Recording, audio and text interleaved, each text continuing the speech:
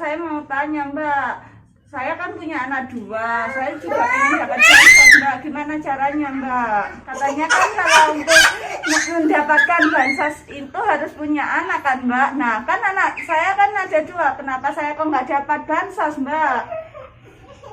Mbak tinggalnya di sini kan? Jadi Mbak sekarang itu karena Mbak kan tinggalnya di sini, domisili sini juga, KTP sini. Jadi daftarnya lewat desa atau kelurahan setempat. Kenapa kok nggak langsung lewat mbak-mbak pendamping atau Ibu Risma saja? Jadi menurut Undang-Undang Nomor 13 Tahun 2011, di sana tertuliskan bahwa seorang fakir miskin yang belum terdata dapat secara aktif untuk mendaftarkan dirinya kepada desa atau kelurahan setempat. Jadi semua wewenang mengenai penambahan peserta penerima bansos atau perubahan data-data penerima bansos semua ada pada daerah atau desa atau kelurahan setempat. Nah, kalau masih belum yakin karena baru mendengar dari saya sebagai pendamping sosial, yuk mari kita dengar jawaban Ibu Risma sebagai Menteri Sosial. Nah, kalau kami punya, tapi sesuai Undang-Undang Nomor 13 Tahun 2011, data itu adalah dari daerah. Jadi yang tidak layakkan itu daerah karena sesuai dengan Undang-Undang Nomor 13 Tahun 2011 itu adalah daerah. Data itu yang tidak layakkan oleh daerah itu 1.045.096. Karena sekarang daerah sudah tahu, jadi tiap minggu pertama sampai minggu ke-3 itu daerah harus perbaiki data itu. Termasuk kami mereka mengetahui bahwa ada usulan masing-masing orang itu ke kami begitu, seperti itu. Kan ribet kan Mbak kalau lewat desa.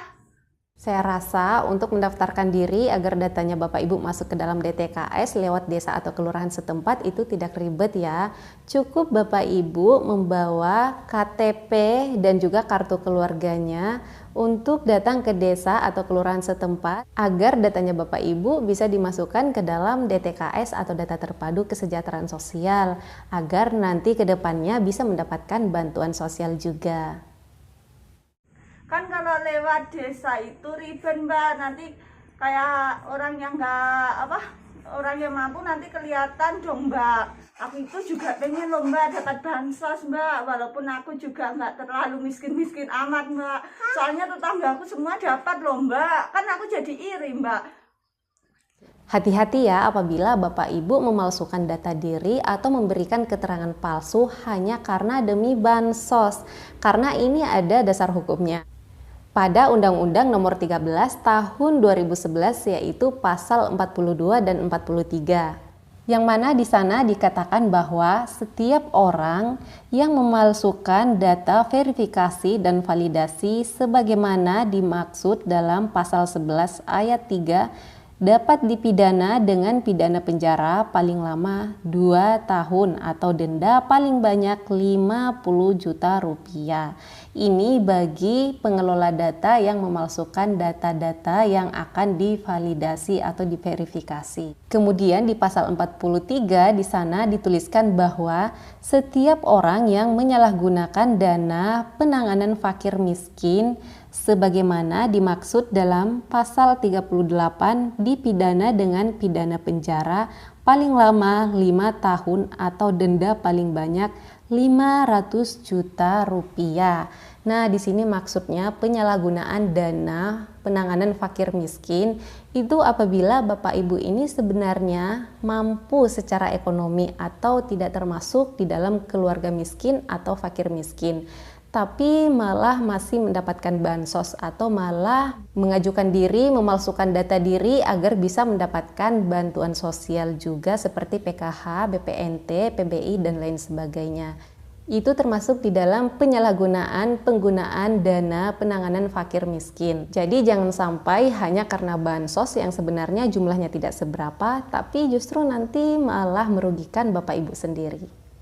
Jadi daripada ngerepotin diri sendiri atau mengambil resiko yang tinggi seperti ini, lebih baik fokuslah bekerja, berusaha sendiri dan jangan mengandalkan bansos.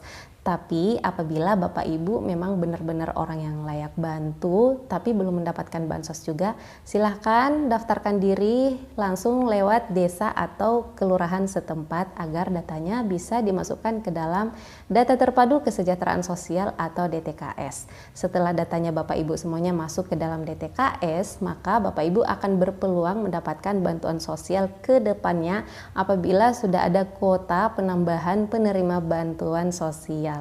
Jadi, walaupun datanya sudah masuk di dalam DTKS, itu tidak akan otomatis mendapatkan bansos karena semua itu akan melalui tahapan proses terlebih dahulu, yaitu verifikasi dan validasi serta menunggu kuota dari pusat terlebih dahulu. Barulah kemudian Bapak Ibu namanya dikeluarkan sebagai penerima bansos juga. Jadi walaupun datanya sudah masuk di DTKS, Bapak Ibu itu posisinya berada di dalam daftar tunggu atau calon penerima keluarga manfaat.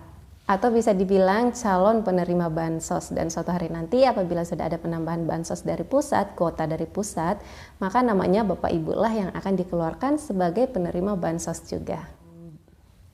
Oke, sampai di sini dulu video saya kali ini. Semoga bermanfaat dan saya minta dukungannya untuk klik like, share ke sosial medianya ke Bapak Ibu semuanya agar masyarakat yang lainnya juga bisa mengetahui mengenai info bansos ini. Dan jangan lupa subscribe dan aktifkan lonceng notifikasinya agar tidak ketinggalan dengan info bansos yang terupdate di channel ini. Baiklah, sampai ketemu lagi dan saya di video selanjutnya. Assalamualaikum.